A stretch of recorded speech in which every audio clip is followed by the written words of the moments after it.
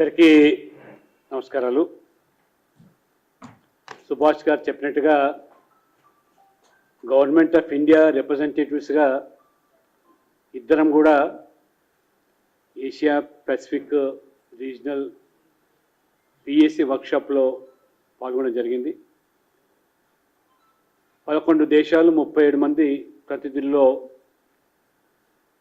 భారతదేశం ప్రజాస్వామికంగా ప్రభుత్వం యొక్క ఖర్చులు పరిశీలించేటువంటి కమిటీ చాలా శక్తివంతమైందని చెప్పి చైర్మన్గా పిఎస్సి చైర్మన్గా కేసీ వేణుగోపాల్ గారు, మెంబర్గా నేను, అన్ని దేశాల కంటే అత్యధిక బడ్జెట్తో ఉన్నటువంటి భారతదేశం $600 బిలియన్ 50 లక్షల కోట్ల పైచీలకు వారు కూడా ఇద్దరం కూడా చాలా స్పష్టంగా ఒక ప్రతిపక్ష పార్టీకి సంబంధించిన వ్యక్తిని చైర్మన్గా కొనసాగించడము, ప్రభుత్వ ఖర్చులు పరిశీలించడానికి ఇద్దరం కూడా మాకు వచ్చినటువంటి అవకాశంలో చాలా స్పష్టంగా ప్రజల సమస్యలు వచ్చినప్పుడు, దేశం అనే విషయం వచ్చినప్పుడు పార్టీలను పక్కన పెట్టి దేశం కోసం అందరం కలిసి పని చేస్తామని ఒక స్పష్టమైన మెసేజ్ అక్కడ ఇవ్వడం జరిగింది. అందరూ కూడా ఆశ్చర్యపడ్డారు. పార్లమెంటులో అనేక అంశాల మీద ఒకరికొకరు వాదోపవాదాలు చేసుకుంటున్నప్పటికీ, ఐడియాలజికల్ పొలిటికల్ డిఫరెన్స్ ఉన్నప్పటికీ, when it comes to the nation we are all one అనేటువంటి మెసేజ్ చాలా స్పష్టంగా అక్కడ ఇవ్వడం జరిగింది. అందరికీ కూడా ధన్యవాదాలు. ఈరోజు ముఖ్యంగా కాంగ్రెస్ అధ్యక్షులు మల్లికార్జున్ ఖర్గే గారు, వారు 11 సంవత్సరాల మోదీ గారి పాలన పైన వారు అసమంజసమైనటువంటి, వారు అచ్చేదినటువంటి పీడకలగా అభివర్ణిస్తూ ఈ 11 సంవత్సరాలు జరిగినటువంటి అభివృద్ధిని, దేశం ప్రపంచంలో తారాస్థాయికి తీసుకెళ్ళినటువంటి మోదీ గారి పట్ల వారు ఏ రకంగా విషం చిమ్మే ప్రయత్నం చేస్తున్నారో అది స్పష్టమవుతుంది. వారు మాట్లాడిన దాంట్లో అప్రకటిత ఎమర్జెన్సీ, అచ్చేదిన్ పీడకల అంటూ వారు వ్యాఖ్యల్లో అభివర్ణించారు. నిజమైనటువంటి ప్రకటిత ఎమర్జెన్సీ మీ హయాంలోనే 75లో మీరు విధించినటువంటి ఎమర్జెన్సీ విషయాన్ని మర్చిపోయి ఆ రోజు మీడియా నిషేధము, ఏ రకంగా ప్రజాస్వామ్యాన్ని, అధికారాన్ని కొనసాగించడానికి ఒక కుటుంబం, ఒక వ్యక్తి ఏ రకంగా చివరికి న్యాయ వ్యవస్థను కూడా కాల్దాసిన ఉదంతాలను మర్చిపోయి ఇవాళ మల్లికార్జున్ ఖర్గే గారు మాట్లాడుతున్నారు. ప్రధాని మోదీ గారి పాలనలో ప్రజాస్వామ్య వ్యవస్థలను బలోపేతం చేయడమే కాకుండా ఇవాళ మీడియా స్వేచ్ఛకు, ఆ రకంగా గౌరవాన్ని పెంచి న్యాయ వ్యవస్థను కూడా స్వతంత్రంగా వివరించేదానికి ఈ ప్రభుత్వం పూనుకున్న విషయాన్ని, భారతదేశం ప్రపంచంలోనే వేగంగా అభివృద్ధి చెందుతున్నటువంటి, ఆర్థికంగా ఈరోజు మరి India stands 4th largest economic country in the world. మీ హయాంలో 10వ స్థానంలో ఉన్నటువంటి ఆర్థికంగా ఉన్న దేశాన్ని ఇవాళ అనేకమైనటువంటి అవరోధాలు, ఇబ్బందులు, ఇక్కట్లు, కరోనా నుంచి మొదలుకుంటే నిన్న మిషన్ సింధూర్ పేరు మీద సింధూర్ ఆపరేషన్ అయితే జరిగిందో, ఆర్థికంగా ఒడిదొడుకులు ఉన్నప్పటికీ కూడా we could able to stand 4th largest country in the world ఎకనామికల్గా. జపాన్ను సర్పాస్ చేసి ముందుకు పోయిందాన్ని మల్లికార్జున్ ఖర్గే గారు ఇవాళ దాన్ని మర్చిపోయి మాట్లాడుతున్నారు. ఇవాళ 11 ఏళ్ళ పాలనలో కాంగ్రెస్ వరుసగా 3 సార్లు రాహుల్ గాంధీ నేతృత్వంలో కన్సిక్యూటివ్గా వరుస క్రమంలో 3 సార్లు ఓటమి చెంది అధికారం కోల్పోయినటువంటి మీకు బీజేపీకి మోదీ గారికి పెరుగుతున్నటువంటి ఆదరణ మీరు జీర్ణించుకోలేకపోతున్నారు.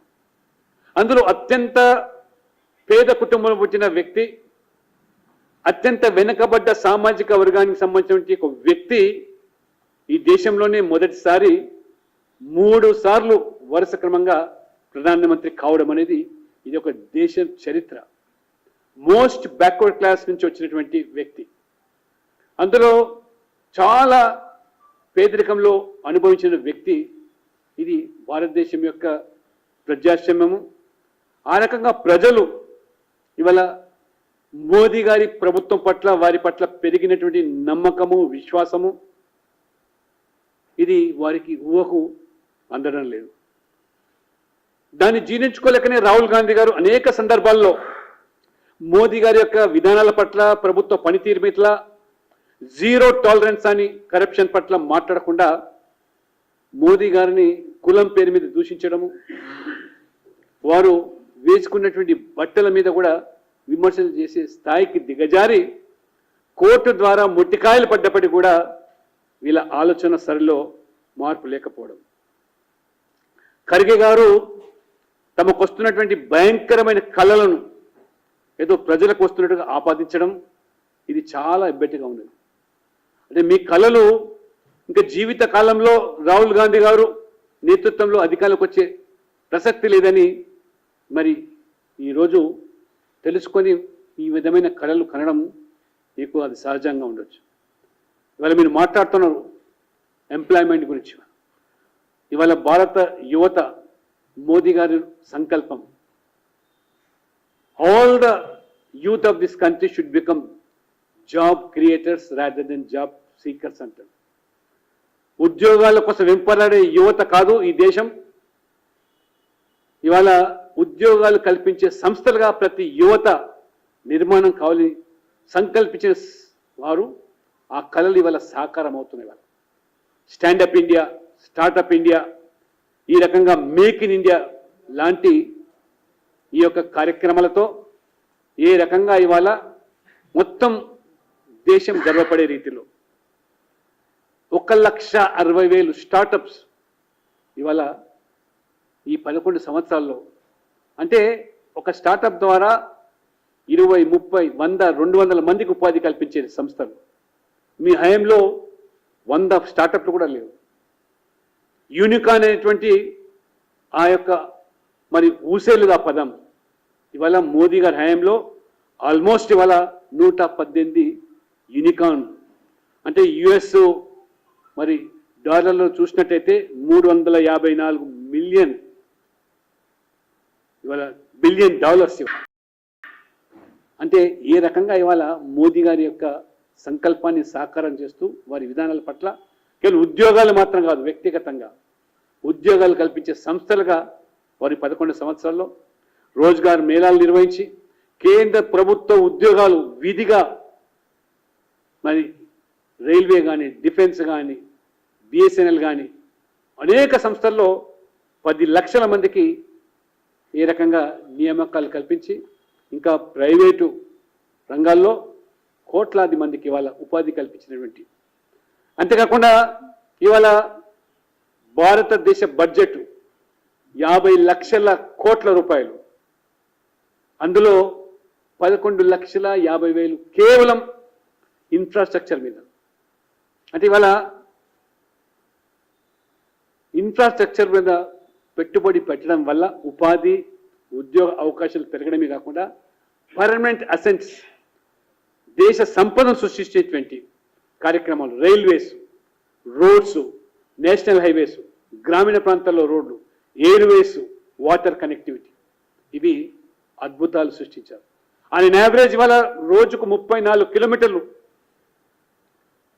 నేషనల్ హైవేస్ నిర్మాణం అవుతూ ఉంటే 12 కిలోమీటర్ల పైగా రైల్వే లైన్ నిర్మాణం అవుతుంది. ఇది 11 సంవత్సరాల్లో మోదీ గారు సాధించినటువంటి ఈ మౌలిక సదుపాయాలు, జాతీయ రహదారులు, రైల్వేలు, వైమానిక రంగము, ఇందులో చూసుకున్నా మీ కాంగ్రెస్ పాలన కన్నా 100 రెట్లు పైగా మెరుగ్గా.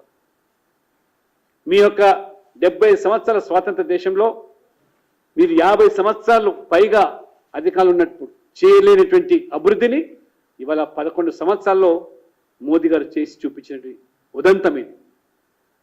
ఇవాళ వెల్ఫేర్ గురించి మాట్లాడుతూ ఉంటే, సోషల్ జస్టిస్ గురించి మాట్లాడుతూ ఉంటే, సబ్కా సాత్ సబ్కా వికాస్ అని మోదీ గారు ప్రస్తావిస్తే ఈ దేశంలో ఉండేటువంటి సమాజంలో అన్ని వర్గాలకు సమన్యాయం, ఎస్సీ ఎస్టీ బీసీ మహిళలతో పాటు ఆర్థికంగా వెనుకబడ్డ వర్గాలు, అగ్రవర్ణాల్లో పేదలు. మోదీ గారి హయాంలోనే అగ్రవర్ణాల్లో పేదలకు ఈడబ్ల్యూఎస్ 10% రిజర్వేషన్, అసాధ్యం అనుకున్నటువంటి మహిళలకు 33% చట్టసభల్లో రిజర్వేషన్ కల్పించినటువంటి చరిత్ర. జమ్మూ కాశ్మీర్ 370 ఆర్టికల్ అవరోధం వల్ల అక్కడ ఉన్నటువంటి ఎస్సీ ఎస్టీలు బీసీలు రిజర్వేషన్లు కోల్పోతే వారికి రిజర్వేషన్లు కల్పించినటువంటి చరిత్ర. 370 ఆర్టికల్ రద్దు చేసి ఇది సామాజిక న్యాయం, పేదల సంక్షేమం కోసం. రైతుల విషయంలో మీరు మీ హయాంలో యూరియా కొరత, యూరియా బస్తాలు పొందాలంటే పోలీస్ స్టేషన్లలో యూరియా అమ్మిన చరిత్ర మీది. చెప్పులు పెట్టి బస్తాల కోసం పరిగాపులు కాసి ప్రాణాలు కోల్పోయిన సంగతులు ఆ రోజు మీ హయాంలో. కల్తీ విత్తనాలు, పంటలకు బీమా లేని దుస్థితి. కానీ ఇవాళ మరి మోదీ గారు హయాంలో ఇవాళ ఎంఎస్పీలు లేదా ఇవాళ నకిలీ విత్తనాలు అరికట్టి ఎరువుల కర్మాగారాలను పునరుద్ధరింపజేసి ఏ రకంగా ఇవాళ మరి విత్తన భాండాగారాన్ని కానివ్వండి, ఎరువుల కర్మాగారాన్ని కానివ్వండి, ఇవాళ రైతులకు అందుబాటులో సబ్సిడీ మీద ఇవాళ రైతులకు ఆ రోజు మీ హయాంలో సాగునీటి కరువు అయితే ఇవాళ నామాత్రం మద్దతు ధరపై అయితే ఇవాళ మద్దతు ధర 1కి 3 సార్లు పెంచి ఇప్పుడు సమృద్ధిగా యూరియా, కృషి సించాయి యోజనలు వంటి అనేకమైనటువంటి సాగునీటి వసతులు, సాయిల్ హెల్త్ కార్డులో భూసార పరీక్షలు, ఆపత్కాలంలో ఆదుకునేందుకు పంటల బీమా ఇవాళ ఏ రకంగా గణనీయంగా మద్దతు పెంచింది. 2014లో కనీస మద్దతు ధర 1310 రూపాయలుంటే ఇప్పుడు 2300 రూపాయలు, అంటే దాదాపు 1000 రేట్లు పెంచినటువంటి చరిత్ర. ఇది అచ్చేదీన్ కాదాన్ని మల్లికార్జున ఖర్గే గారిని, కాంగ్రెస్ అధ్యక్షుని ప్రశ్నిస్తూ ఉన్నాను. వాళ్ళు మహిళా సాధికార దిశగా మోదీ ప్రభుత్వం అనేకమైన చర్యలు, బేటీ బచావ్ బేటీ పడావ్, మాతృవందన యోజన, వాళ్ళ గర్భిణీ మహిళలకు 12 వారాలు మీరు సెలవు దినంగా ఉంటే ఇప్పుడు 26 వారాలకు ఇవాళ ప్రసూతి సెలవు పూర్తి జీతభత్యాలతో. స్వచ్ఛ భారత్ పేరు మీద మహిళల ఆత్మగౌరవాన్ని ఏ రకంగా ఇవాళ మరుగుదొడ్లు నిర్మించి చరిత్రను సృష్టించారు. పేదవాళ్లకు బ్యాంకు ఖాతాలను అందుబాటులోకి తీసుకొచ్చి దాదాపు 60 కోట్ల మందికి ఇవాళ బ్యాంకు అకౌంట్ లేని వారికి బ్యాంకు పరిధిలోకి తీసుకొచ్చి ఏ రకంగా ఇవాళ మహిళలకు కూడా పెద్దపీట వేస్తున్నారో, ముస్లిం మహిళలకు త్రిపుల్ తలాక్ విషయంలో కానివ్వండి, చట్టసభలో మహిళా రిజర్వేషన్ కానివ్వండి, ఆ రకంగా మరి సామాజిక న్యాయం పేరు మీద మీరు ఆ రోజు రాజ్యాంగ నిర్మాత డాక్టర్ బాబాసాహెబ్ అంబేద్కర్ గారిని అడుగడుగున తమ జీవిత కాలంలో అవమానిస్తే మోదీ గారి ప్రభుత్వం వారి యొక్క మరి పుట్టిన గ్రామం మౌ నుంచి మొదలుకుంటే అంతిమ శ్వాస వదిలినటువంటి అన్ని ప్రాంతాలు పంచతీర్థ పేరు మీద అభివృద్ధి చేసి అంబేద్కర్ గారి యొక్క ఆశయాలను ఏ రకంగా ఇవాళ మోదీ ప్రభుత్వం అమలు చేస్తూ ఒక దళితుని రాష్ట్రపతిగా, ఒక ఆదివాసీ మహిళను రాష్ట్రపతిగా ఏ రకంగా మోదీ ప్రభుత్వం మరి చేసినటువంటి దానికి అడ్డుపడ్డటువంటి మీరు ఈరోజు ఓబీసీల గురించి మొసలి కన్నీరు కార్చేటువంటి రాహుల్ గాంధీ గారు, అడుగడుగున ఓబీసీ రిజర్వేషన్ అడ్డుపడ్డటువంటి మీ కుటుంబం, నెహ్రూ నుంచి మొదలుకుంటే రాజీవ్ గాంధీ వరకు నేషనల్ బ్యాక్వర్డ్ క్లాస్ కమిషన్కు, ఆ రకంగా కాన్స్టిట్యూషన్ స్టేటస్, ఈ రకంగా ఇవాళ భారతదేశం బద్ధ విరోధమైనటువంటి అమెరికాతోనూ రష్యాతోనూ కూడా దౌత్యపరమైనటువంటి సంబంధాలు మెరుగుపరుస్తూ ఏ రకంగా ఇవాళ స్నేహహస్తాన్ని చాటుతున్నదో, ఇటు ఇజ్రాయెల్తోనూ అటు యుఏఈ సౌదీ అరేబియాతో సంబంధాలు కొనసాగిస్తూనే బ్రిక్స్లో మనం కీలకంగా మారిన విషయాన్ని, చైనాకు చెక్ పెట్టేందుకు క్వాడ్లో కూడా భాగస్వామ్యం అయ్యాం. ఏ వేదికైనా సరే థర్డ్ వరల్డ్ కంట్రీస్ అన్ని నాయకత్వం కోసం ఇవాళ భారత వైపు మోదీ వైపు మనం చూస్తూ ఉంటే ఇది భారత పౌరులుగా ఇది మన ప్రతిష్ట కాదా? మోదీ గారిని ఇవాళ గ్లోబల్ లీడర్గా మై బాస్గా అభివర్ణించేటువంటి అధినేతలు, ప్రపంచ దేశ అధినేతలు కొనియాడుతూ ఉంటే ఇది గర్వం కాదా? మరి మల్లికార్జున ఖర్గే గారు మరి ప్రశ్నిస్తూ ఉన్నాం. అన్నిటికంటే ముఖ్యంగా ఇవాళ ఏదైతే పాకిస్తాన్ యొక్క మరి ప్రేరేపిత ఉగ్రవాదాన్ని ఎదుర్కోవడంలో నరేంద్ర మోడీ ప్రభుత్వం గతంలో ఎయిర్ స్ట్రైక్స్ కానివ్వండి, సర్జికల్ స్ట్రైక్స్ కానివ్వండి, మొన్న మరి జరిగినటువంటి పహల్గామ్ మరి అమాయక పర్యాటకులు హతమారిస్తే ఏ రకంగా పాకిస్తాన్కు ఇవాళ మరి సింధూర్ ఆపరేషన్ పేరు మీద ఏ రకమైనటువంటి జవాబు చెప్పి మొత్తం ప్రపంచం అబ్బురపరిచే రీతిలో కేవలం ఉగ్రవాద శిబిరాలను పాకిస్తాన్ ఎయిర్ బేస్లను మాత్రం ధ్వంసం చేసి ఎక్కడ ఒక సామాన్య పౌరునికి విఘాతం కలగకుండా ఈరోజు ఈ యొక్క ఉరి దాడుల తర్వాత సర్జికల్ స్ట్రైక్స్ కానివ్వండి, పుల్వామా తర్వాత బాల్కోట్ వైమానిక దాడులు కానివ్వండి, ఇప్పుడు పహల్గామ్ దాడికి ఆపరేషన్ సింధూర్ కానివ్వండి, కాంగ్రెస్ హయాంలో ఏనాడైనా మీరు ఈ రకమైనటువంటి మరి జవాబు చెప్పారా?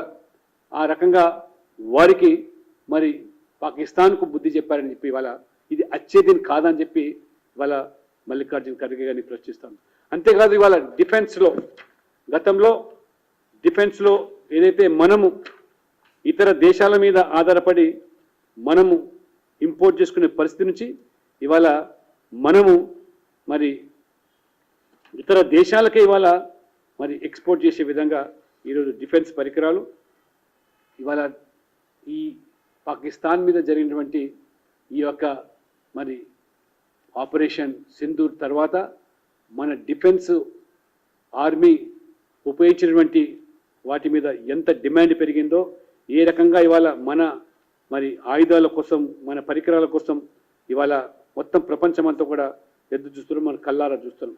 కాబట్టి ఇవాళ 7.4% జీడిపి, దాంతోపాటు ఇవాళ మోదీ గారు ముఖ్యంగా ఈజ్ ఆఫ్ డూయింగ్ బిజినెస్లో కూడా భారతదేశం మీ హయాంలో 130 ప్లేస్లో ఉంటే ఇవాళ 63వ స్థానానికి ఇవాళ రావడం అంటే G20 సమావేశాలు కూడా విజయవంతంగా నిర్వహించి ఢిల్లీకి పరిమితం కాకుండా భారతదేశంలో అన్ని నగరాల్లో కూడా ఇవాళ ఏ రకంగా నిర్వహించాము. ఇది మరి భారతదేశం దాదాపు ఈ యొక్క 11 సంవత్సరాల్లో మోదీ గారు మరి వారు కంటున్నటువంటి కళలు సంకల్పించినటువంటిది అతి త్వరలోనే 3వ ఆర్థిక పెద్ద దేశంగా మారడము, 2047 వరకు వికసిత్ భారత్గా ఏదైతే మోదీ గారు అడుగులు వేస్తున్నారో ఇప్పటికైనా మల్లికార్జున ఖర్గే గారు వాస్తవాలు గ్రహించి భారత ప్రజలు మిమ్మల్ని నమ్మే స్థితిలో లేరు, మీ మీద విశ్వాసం సడిలింది కాబట్టి ఇవాళ మోదీ గారి పట్ల, ఎన్డీఏ ప్రభుత్వం పట్ల వాళ్ళకు విశ్వాసం, నమ్మకం పెరగడం వల్లనే ఈ విధంగా ప్రభుత్వం మరి అభివృద్ధి, పేదల సంక్షేమము ప్రపంచంలో ఆ రకంగా శిఖరాగ్ర స్థాయికి చేరేదానికి ఇవాళ వికసిత్ భారత్ లక్ష్యంగా పనిచేస్తున్న విషయాన్ని ఇప్పటికైనా మల్లికార్జున ఖర్గే గారు గమనించాల్సిందని నేను విజ్ఞప్తి చేస్తాను.